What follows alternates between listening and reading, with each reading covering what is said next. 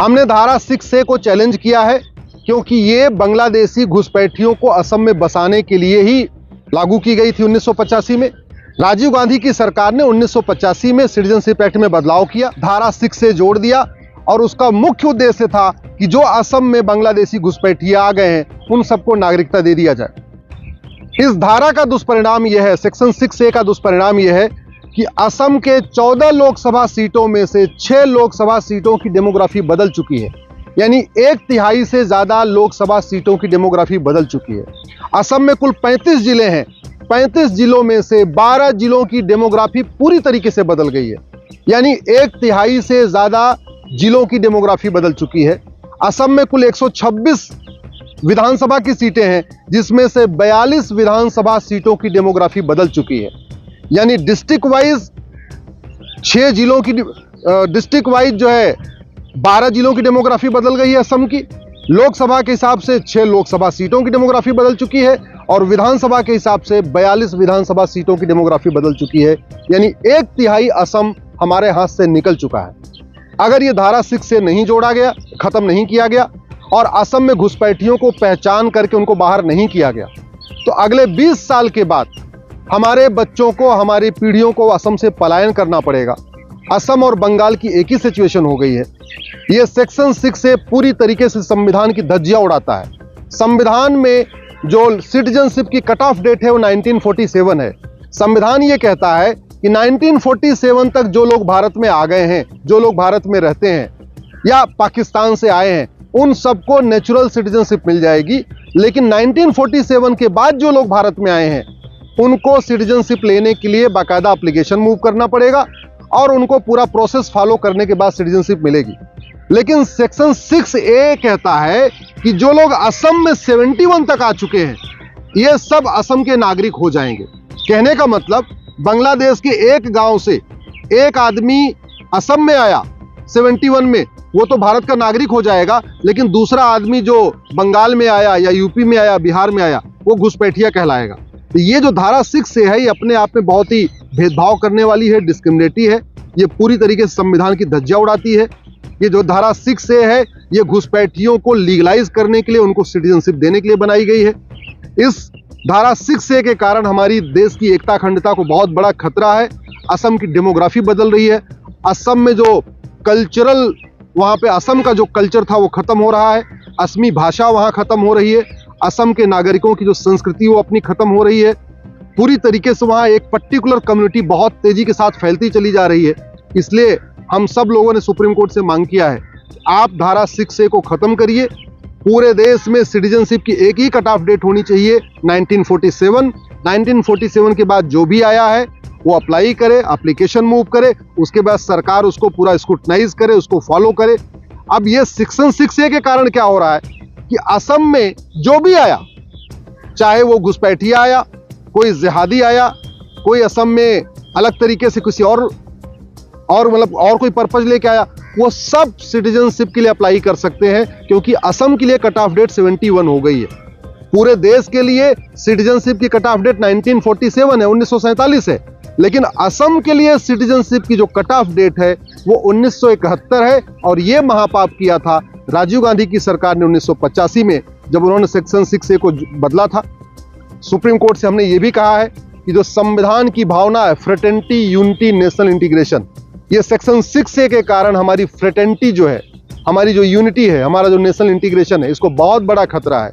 जब चूंकि 1/3 जिलों की डेमोग्राफी बदल गई है, 35 जिलों में से 12 जिलों की डेमोग्राफी बदल चुकी है, 1/3 लोकसभा सीटों की डेमोग्राफी बदल चुकी है, 14 लोकसभा में से 6 लोकसभा की डेमोग्राफी बदल चुकी है और 1/3 विधानसभा की डेमोग्राफी बदल चुकी है, 126 विधानसभा में से 42 विधानसभा की डेमोग्राफी बदल चुकी है।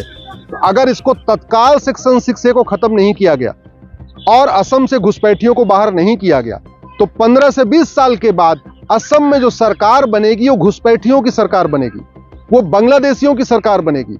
उनकी जनसंख्या जिस तेजी के साथ बढ़ रही है, जिस तरीके से वहां पॉपुलेशन एक्सप्लोजन हो रहा है, जिस तरीके से वहां मदरसे बनते चले जा रहे हैं असम में, जिस तरीके से असम में अवैध मज़ारें बनती जा रही हैं, अवैध वहां पे मस्जिदें बनती जा रही हैं, जिस तरीके से असम में अवैध रूप से धर्मांतरण का खेल शुरू हो गया है और जिसके कारण असम के लोग वहां से भाग रहे हैं, असम के लोग पलायन कर रहे हैं। बहुत तेजी के साथ उन 12 जिलों से बहुत तेजी के साथ पलायन कर रहे हैं और धीरे धीरे जो और भी जिले हैं उनसे भी पलायन शुरू हो गया है। इसको रोकने का एक ही तरीका है कि सेक्शन 6A को खत्म किया जाए।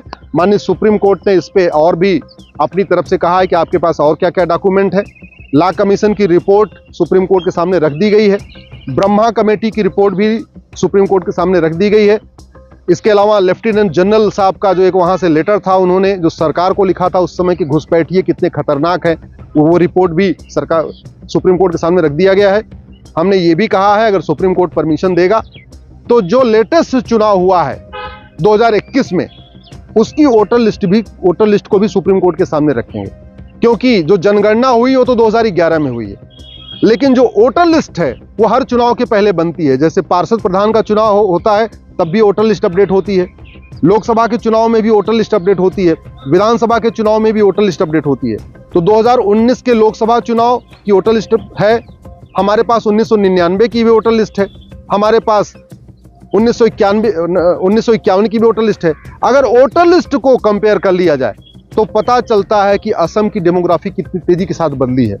अगर आप 1951 की वोटर लिस्ट और 2021 में जो लेटेस्ट चुनाव हुआ विधानसभा का, जब हेमंत बिस्व शर्मा जी मुख्यमंत्री बने, आप 1951 की वोटर लिस्ट और 2021 की वोटर लिस्ट को कंपेयर कर लीजिए असम की किसी भी विधानसभा की, तो पता चलेगा हर एक विधानसभा में बहुत तेजी के साथ बदलाव आ रहा है।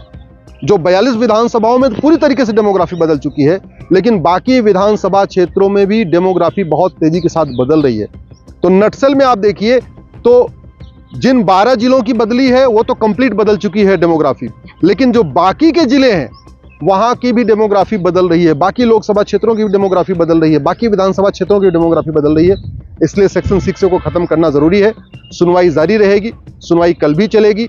5 जजों की बेंच इस पर सुनवाई कर रही है। हमें पूरा विश्वास है कि सुप्रीम कोर्ट धारा 6A को खत्म करेगा। 6A के समर्थन में बहुत सारी याचिकाएं आ चुकी हैं, उस पर भूतपूर्व कानून मंत्री साहब भी अपीयर हो रहे हैं। उनका ये कहना है कि नहीं, जो राजीव गांधी ने कानून धारा 6A जोड़ा था बिल्कुल सही है। बहुत सारे और भी सीनियर एडवोकेट्स अपीयर हो रहे हैं, मैं नाम नहीं लेना चाहूंगा, लेकिन आपने उनको पहले भी सुना होगा कि कैसे कैसे लोग मामलों में अपीयर करते हैं। तो लगभग 10 सीनियर एडवोकेट चाहते हैं कि सेक्शन 6A कंटिन्यू रहे। वो चाहते हैं सेक्शन 6A बना रहे, जिससे घुसपैठियों की नागरिकता बनी रहे। हमारा ये कहना है सेक्शन 6A खत्म हो, नागरिकता का जो कट ऑफ डेट है 1971 हो, 1971 के बाद जो आए हैं उनको आइडेंटिफाई किया जाए, उनको डिटेक्ट किया जाए, उनको डिटेन किया जाए और उनको असम से बाहर निकाला जाए, डिपोर्ट किया जाए। एक बार असम में एनआरसी सफल हो जाएगी तो पूरे देश में भी एनआरसी लागू करना आसान हो जाएगा। अगर ये सेक्शन 6A नहीं हटाया तो याद रखिए पूरे देश में एनआरसी सफल होना मुश्किल हो जाएगी। क्यों? क्योंकि जब चूंकि कट ऑफ डेट असम की 71 है, तो अगर घुसपैठिया जो बिहार में रहता है या बंगाल में रहता है या यूपी में रहता है, गुजरात में रहता है, वो भी ये बहाना लेगा कि हम असम में तो 71 के पहले आ गए थे, बाकी हम दिल्ली में या बिहार में या बंगाल में बाद में आए हैं। इसलिए पूरे देश की कट ऑफ डेट एक होनी चाहिए, वो 1947 होना चाहिए। ये जो असम के लिए नागरिकता की अलग से कट ऑफ डेट दिया है 1971, ये खत्म होनी चाहिए। मुझे पूरा भरोसा है केंद्र सरकार हमारी याचिका का समर्थन करेगी। हेमंत बिस्व शर्मा की जो राज्य सरकार है वो भी हमारी याचिका का समर्थन करेगी और सुप्रीम कोर्ट सेक्शन 6A को खत्म करेगा, जिससे पूरे देश में असम में भी घुसपैठियों को निकालने का रास्ता साफ होगा और पूरे देश में एनआरसी लागू करने का रास्ता साफ होगा।